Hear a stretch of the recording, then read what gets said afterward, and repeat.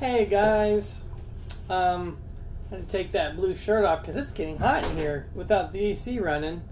And my little thing around my neck, that was to cover my face. That's my mask, but I don't need it in here. Okay, the next chapter is called Trouble Begins. Oof. Wonder what that's about. I'm gonna switch positions here just a little bit. I stood in my doorway on the 23rd of November. I thought he said it was the 26th. He did. Oh well. I stood in my doorway on the 23rd of November, dressed from head to toe in deer skins. I was lined with rabbit fur. I had mittens and squirrel-lined moccasins. I was quite excited by my new wardrobe. I whistled and Frightful came to my fist. She eyed me with silky black eyes and pecked at my suit. Frightful, I said, this is not food. This is my new suit. Please don't eat it. She peeped softly, fluffed her feathers, and looked gently toward the meadow. You are beautiful too, Frightful, I said, and I touched the slate-gray feathers of her back. Very gently I stroked the jet-black ones that came down from her eyes. Those beautiful marks gave her much of her superb dignity. In a sense, she had also come into a new suit. Her plumage had changed during the autumn, and she was breathtaking. I walked to the spring, and we looked in.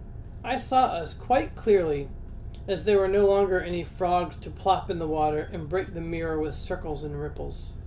Frightful, I said as I turned and twisted and looked. We would be quite handsome if it were not for my hair. I need another haircut. I did the best job I was able to with a penknife. I made a mental note to make a hat to cover the stray ends. Then I did something which took me by surprise. I smelled the clean air of November, turned once more to see how the back of my suit looked, and walked down the mountain. I stepped over the stream, on the stones. I walked to the road.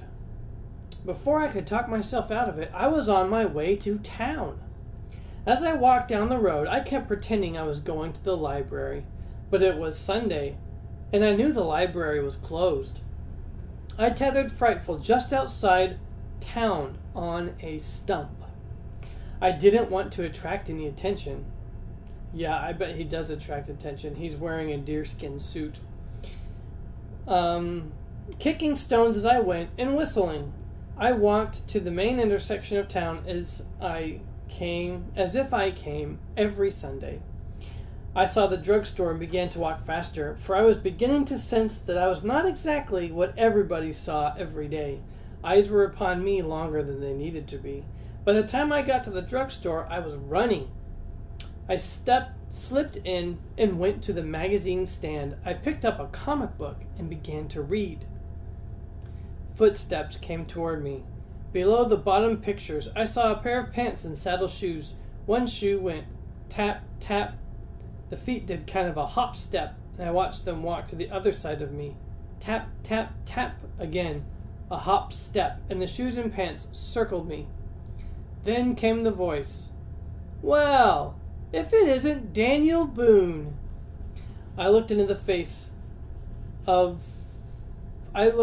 a face about the age of my own, but a little more puppyish, I thought. It had the same coloring, brown eyes, brown hair, a bigger nose than mine, and more ears, but a very assured face. I said, well? I grinned, because it had been a long time since I had seen a young man my age. The young man didn't answer. He simply took my sleeve between his fingers and examined it closely. Did you chew it yourself? He asked. I looked at the spot he was examining and said, well, no, I pounded it on a rock there, but I did have to chew it a bit around the neck. It stuck to me. We looked at each other. It stuck me.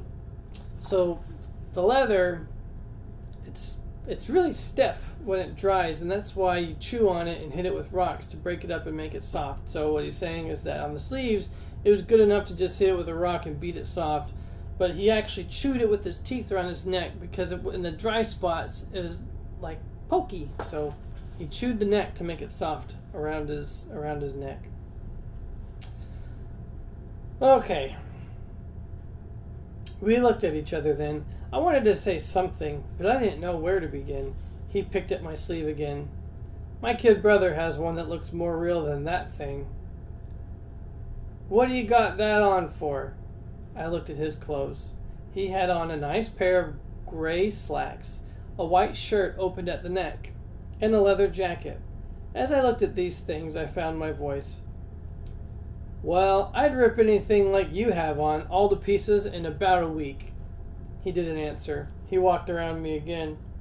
Where did you say you come from? I didn't say, but I come up from a farm up the way. What'd you say your name was?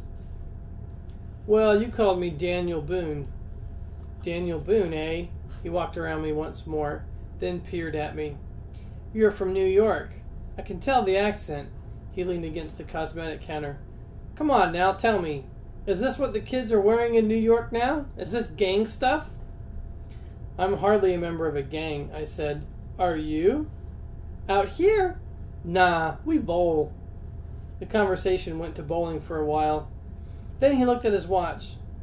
I gotta go. You sure are a sight, Boone. What you doing anyway? Playing cowboys and Indians?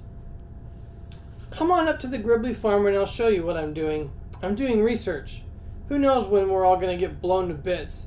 And we need to know how to smoke venison.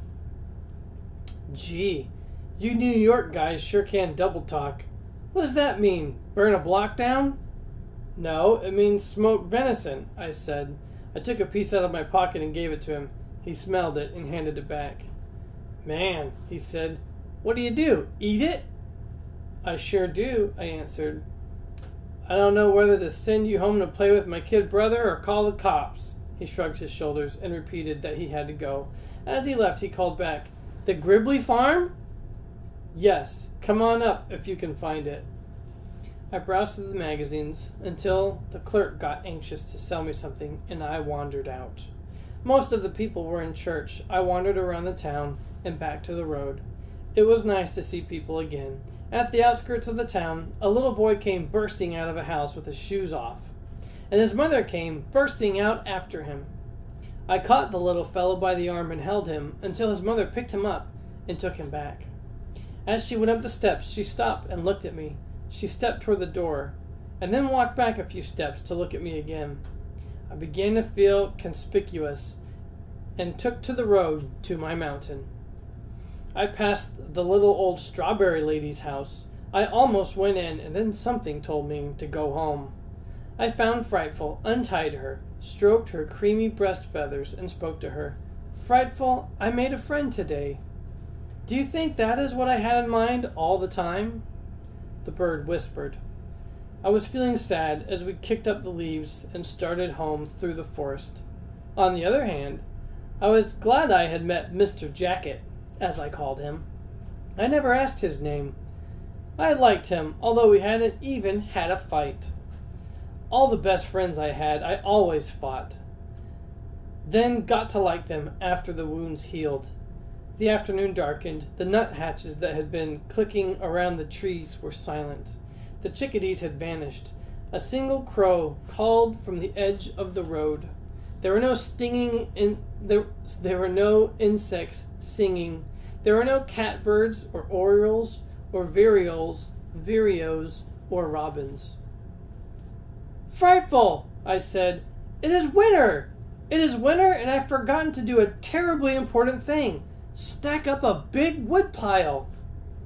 The stupidity of this sent Mr. Jacket right out of my mind. I bolted down the valley to my mountain. Frightful flapped to keep her balance. As I crossed the stones to my mountain trail, I said to that bird, Sometimes I wonder if I will make it to spring. That's the end of the chapter. I hope you kids have a great night. Love you. Bye-bye.